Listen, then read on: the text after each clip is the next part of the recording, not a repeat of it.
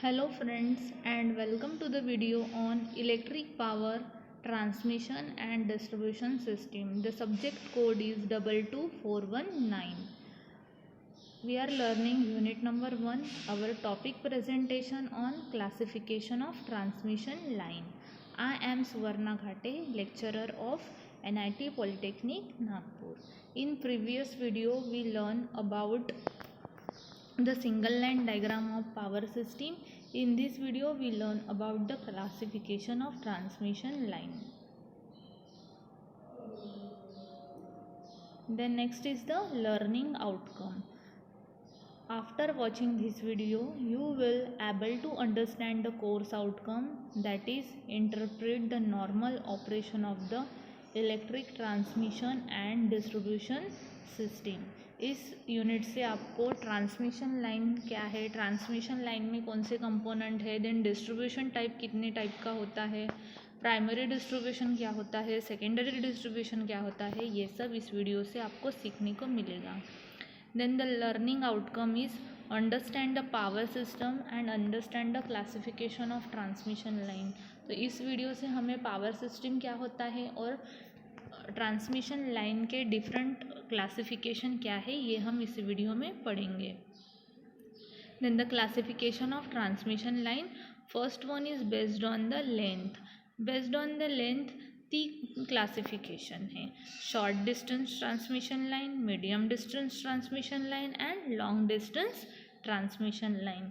Below 50 kilometre कौन सा होता है, शॉर्ट डिस्टेंस ट्रांसमिशन लाइन. और जो 50 किलोमीटर से 150 किलोमीटर की जो ट्रांसमिशन लाइन है उसको हम कौन सी ट्रांसमिशन लाइन बोलेंगे, मीडियम डिस्टेंस ट्रांसमिशन लाइन. और जो ट्रांसमिशन लाइन अबोव 150 किलोमीटर के अबोव जो होती है उसे हम बोलेंगे लॉन्ग डिस्टेंस ट्रांसमिशन लाइन. अब हम देखेंगे बेस्ड ऑन द वोल्टेज. पहली है हाई वोल्टेज ट्रांसमिशन लाइन. जो लाइन 20 kV के बिलो होती है उसे हम बोलेंगे हाई वोल्टेज ट्रांसमिशन लाइन. और जो लाइन 20 kV से 100 kV के अंडर आती है उसको हम बोलेंगे extra high voltage transmission line. और जो ट्रांसमिशन लाइन 150 kV के अबव होती है उसको हम बोलेंगे ultra high voltage transmission line. Again हम देखेंगे based on supply. Based on supply है एसी ट्रांसमिशन लाइन और दूसरी है डीसी ट्रांसमिशन लाइन. 2 टाइप के सप्लाई होता है, AC and DC. That's why based on supply transmission line भी कितनी है, 2. तो उसको एसी को हम बोलेंगे EHV AC एंड डीसी को हम बोलेंगे EHV DC line. Then based on the method of construction. तो मेथड ऑफ कंस्ट्रक्शन ओवरहेड एक ट्रांसमिशन लाइन होती है और दूसरी होती है underground transmission line. Transmission line component. This is the transmission line component. आप यहाँ पे देख रहे हो ट्रांसमिशन लाइन कंपोनेंट की डायग्राम, जहाँ पे ग्राउंड वायर कनेक्टेड है, इंसुलेटर्स है, देन क्रॉस आर्म पावर को ट्रांसफ़र करने के लिए ग्राउंड वायर का यूज़ किया जाता है, इंसुलेटर का यूज़ किया है, क्रॉस आर्म का हमने यूज़ किया है कंडक्टर कनेक्ट करने के लिए. तो ये सारे कंपोनेंट्स के डिटेल्स हम अगले स्लाइड में पढ़ेंगे. तो first one is conductor. The conductor are used to carry electrical power from sending end to receiving end. Power को फ्लो करने के लिए sending end to receiving end तक हम किसका यूज़ करते हैं, कंडक्टर का यूज़ करते हैं. Usually 3 conductor for single circuit line and size conductor for double circuit line use. तो सिंगल सर्किट के लिए 3 कंडक्टर और size conductor double circuit line के लिए यूज़ होता है. और कंडक्टर जो बनते हैं वो कॉपर, एल्यूमिनियम और ACSR यानी aluminium, copper, steel, refined conductors होता है. Then line support. These are all steel towers provide the support to the conductor. Line support are used to conductor for the clearance between conductor and ground support. जो आप जब रास्ते से देखते हो तो बड़े बड़े आपको स्टील टावर्स दिखते हैं. These are nothing but the line support. जो लाइन को सपोर्ट देने के लिए वो स्टील टावर का यूज़ होता है. These are made up of wooden, steel, RCC construction और iron, depending upon the application. जैसे जैसे अप्लीकेशन होता है उस हिसाब से हम मटेरियल यूज़ करते हैं. Then next one is the line insulator. It gives mechanical support to the line conductor and isolate them electrically from the ground. Insulator provides very high resistance path between line conductor and earth support. Line insulator यानी mechanical support तो देता ही है और safety point of view वो isolate करता है conductor को किससे, from the ground. Then it provides very high resistance path between line conductor and earth support. According to the system, pin type, suspension type, shackle type insulator हम use कर सकते हैं. Then cross arm, it provides horizontal clearance between the two conductor. It is mounting on line support which provide the platform for the insulator. आपने diagram में देखा है, to conductor को join करने के लिए हम क्या यूज़ करते हैं, क्रॉस आर्म यूज़ करते हैं. Then stray sets, it provide support to the end pole और corner pole. It contain stay insulator and stay wire. आप जब भी देखते हो पोल के बाजू में आपको बड़े बड़े वायर दिखते हैं, that is the stray sets which provide the support to the pole. जो पोल को या कॉर्नर को सपोर्ट प्रोवाइड करता है और उसमें क्या लगा होता है, insulator.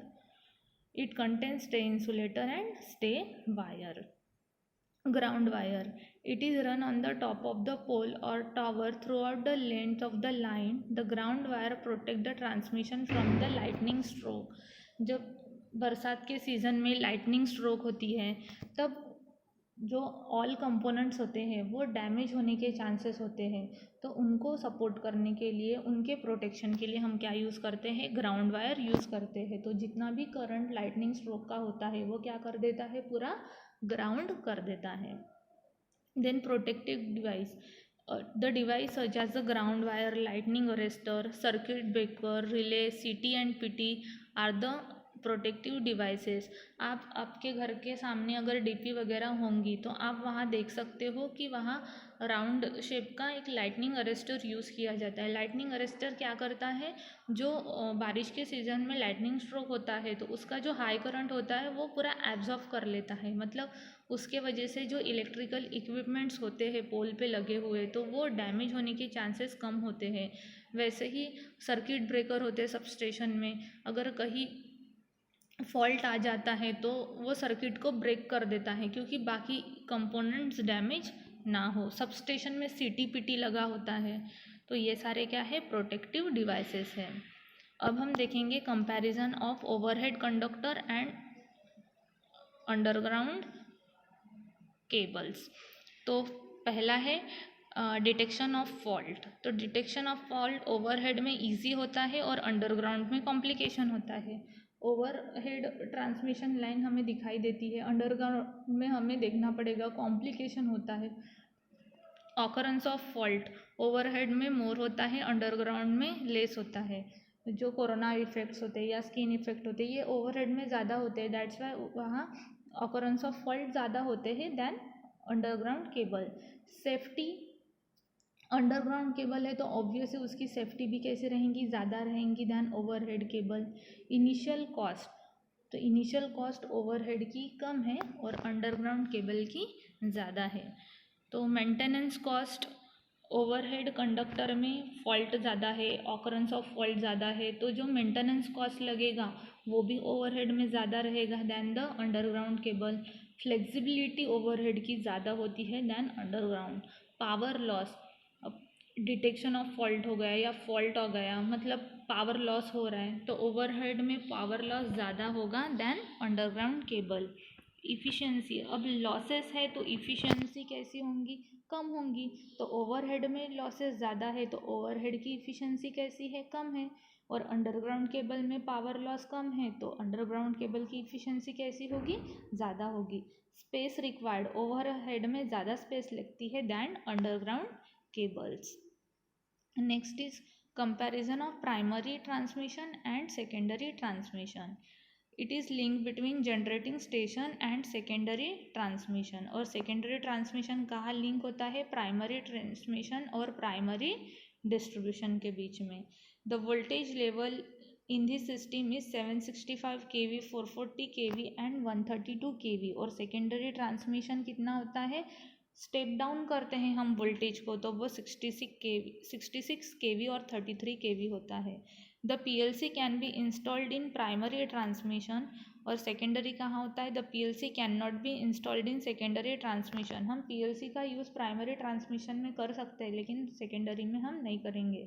SCADA can be installed in primary transmission, SCADA can not be installed in secondary transmission. ये है comparison of primary and secondary transmission. Then हम देखेंगे advantages and disadvantages of high voltage transmission line. The first advantage is higher amount of power can be transmitted. High voltage transmission line है तो obvious है high amount of power को क्या करेगी? Transmit करेगी। Reduce the volume of conductor material required, increase the transmission efficiency. High voltage line है तो उसकी इफिशियंसी भी कैसे रहेगी? ज़्यादा रहेगी। और पावर लॉस, इफिशियंसी ज़्यादा है मतलब लॉसेस कैसे हैं? कम है। Decrease the power loss in transmission. Disadvantage क्या है? हाई कॉस्ट होती है। जो कंडक्टर हम यूज़ करते हैं उसकी कॉस्ट कैसी होती है? हाई होती है। और जो स्विच गियर इक्विपमेंट्स यूज़ होते हैं या लाइटनिंग अरेस्टर हो गए तो ये सारे जो स्विच गियर इक्विपमेंट्स है उसकी कॉस्ट भी कैसी होती है? हाई होती है। Then summary, we have learn in this video classification of transmission line हमने पढ़ा है, ट्रांसमिशन लाइन कंपोनेंट हमने देखे, comparison of overhead conductor and underground cable हमने देखा, then comparison of primary transmission और distribution primary transmission and secondary transmission क्या होता है ये हमने पढ़ा। उसके बाद हमने एडवांटेजेस एंड डिसएडवांटेज देखे हाई वोल्टेज ट्रांसमिशन लाइन के। अब हम देखेंगे COPO मैपिंग। तो पहला PO यहाँ पे सेटिस्फाई हो रहा है तो पहला PO कौन सा है? Basic knowledge. तो इससे आपको पावर सिस्टम का मतलब ट्रांसमिशन का बेसिक नॉलेज मिल रहा है, दैट्स वाई आपका PO1 सेटिस्फाई हो रहा है। Then PO6 is project management. आप जब इंडिविजुअली माइक्रो प्रोजेक्ट करोगे तब ये सारी चीज़ें स्टडी करोगे या पावर सिस्टम में वर्क करोगे तभी आपको काम में आएगा, दैट्स वाई PO6 सेटिस्फाई हो रहा है। Then PO1 is life long learning. जब भी आप इंडस्ट्री में वर्क करोगे या फिर सबस्टेशन वगैरह हो गया वहाँ पे वर्क करोगे तो आपको ट्रांसमिशन लाइन का नॉलेज होना ज़रूरी है जो आपको इस वीडियो से मिलता है, दैट्स वाई आपका यहाँ पे PO7 life long learning satisfy होता है। Then PSO2 is to maintain different types of electrical power system. जब भी आप काम करोगे इंडस्ट्री में तब आपको पावर सिस्टम का नॉलेज होना ज़रूरी है, बेसिक नॉलेज होना ज़रूरी है, तभी आप वहाँ पे आपका नॉलेज अप्लाई कर सकते हो जो आपको इस सब्जेक्ट से मिल रहा है, दैट्स वाई आपका PSO2 भी यहाँ पे सेटिस्फाई हो रहा है। Thank you.